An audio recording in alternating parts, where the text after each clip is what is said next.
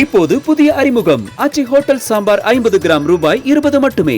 பேராசிரியர் கான்ஸ்டன்டைன் ரவீந்திரன் அவரிடம் பேசுவோம். இணைப்பில் வந்தமைக்கு மிக்க நன்றி ப்ரொஃபசர். இப்போ விஜயகாந்தோடைய ஆன்மா நிச்சயமா மன்னிக்காது தேமுதிக திமுகவுடைய கூட்டணி சேர்ந்ததுக்கு அப்படின்னு பாஜக சொல்லியிருக்கிறாங்க. இது ஒரு பக்கம் நம்ம எடுத்துக்கிட்டாலுமே திமுகவை கடுமையா எதிர்த்து தன்னுடைய இயக்கத்தை வழிநடத்திட்டு போனவர் திரு விஜயகாந்த் அப்படிங்கறத யாருமே மறந்திருக்க மாட்டோம். அப்படி இருக்கும்போது இந்த கூட்டணி எப்படி ஜெல்லாகும்?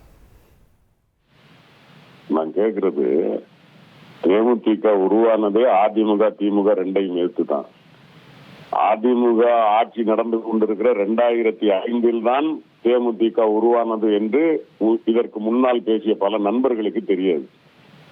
இந்த இரண்டும் மாற்று என்றுதான் உருவாகியது தேமுதிக. 2011 அதிமுகவோடு கூட்டணி வைத்தார் கேப்டன். அந்த கூட்டணி வெற்றி பெற்றது. யாரும் பேசினார்களா? இவர் கேப்டன் தொகுதிக்கு வருகிறார் என்பதற்காக ஜெயலலிதாவினுடைய அரசியல் வரலாற்றிலே இல்லாத கதையாக அவர் திருச்சியிலே பரப்புரையை மேற்கொண்டிருந்தவர் அவருடைய அத்தனை புரோகிராமையும் கேன்சல் பண்ணிவிட்டு போயஸ் கார்டனுக்கு ஓடி வந்த கதை இதற்கு முன்னால் பேசியவர்களுக்கு தெரியாது. எனவே இது கேப்டன் அவர்களுடைய ஆன்மா மன்னிக்காது என்று சொன்னால் இவர்களுக்கு தெரியுமா? அமெரிக்காவிலே அவர் ட்ரீட்மெண்ட்டுக்காக போயிருந்தார் கேப்டன். அந்த நேரத்தில் தான் இங்கே தலைவர் மறைந்து விட்டார்.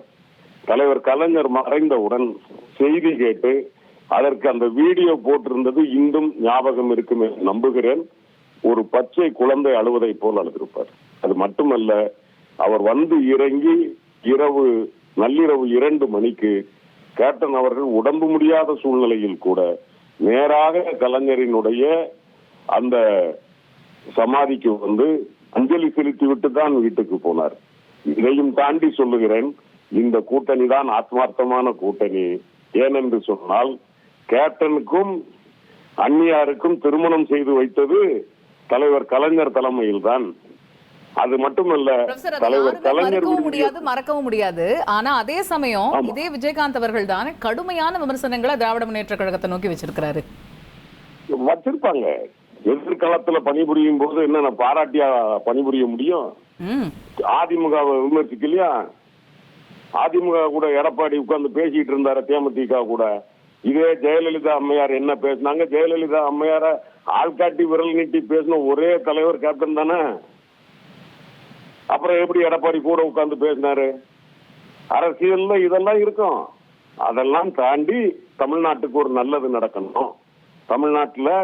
தமிழ்நாட்டினுடைய இன எதிரிகளுக்கு எதிரான ஒரு யுத்தத்துல உள்ளபடி சொல்ல போனால் கேப்டன் அவர்கள் இருந்திருந்தால் இதற்கு முன்னாடியே இந்த கூட்டணி அமைந்திருக்கும் என்பதுதான் பொதுப்படையான பார்வை. எனவே கேப்டன் விரும்பிய கூட்டணி, தலைவர் கலைஞர் விரும்பிய கூட்டணி, இந்த இரண்டும் இன்றைக்கு இணைந்து நடந்திருக்கிறது. ஒரு வகையில் இதுக்கு முன்னாடி யாரோ பேசிட்டு இருந்த பத்திரிகையாளர் சகோதரர் கோலாகல சீனிவாசன் நினைக்கிறேன், 0.5% தான் தேமுதிகவுக்கு இருக்குது. இந்த 0.5% தானே ஈசா யோகா மையத்துல போய் கூப்பிட்டு தெரிஞ்சீங்க.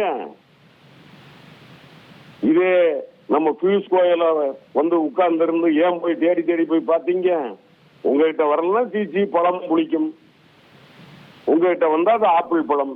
நாங்கள் இப்படி எல்லாம் பார்ப்பவர்கள் அல்ல. அவர்கள் அலறலும் குமுறலும் எங்களுக்கு தெரிகிறது. திராவிட முன்னேற்ற கழக தலைவர் தளபதி மு.க. ஸ்டாலின் அடிச்ச அடியில் அவர்கள் அலற ஆரம்பித்திருக்கிறார்கள். 26 உதயசூரியன் மிக பிரகாசமாக வெற்றி பெறும் என்பதற்கு கட்டியம் கூறுகிற நிகழ்வுதான் இது. மகிழ்ச்சியாக இருக்கிறது தமிழ்நாடு. இப்போது புதிய அறிமுகம் ஆச்சி ஹோட்டல் சாம்பார் 50 கிராம் ரூபாய் 20 மட்டுமே.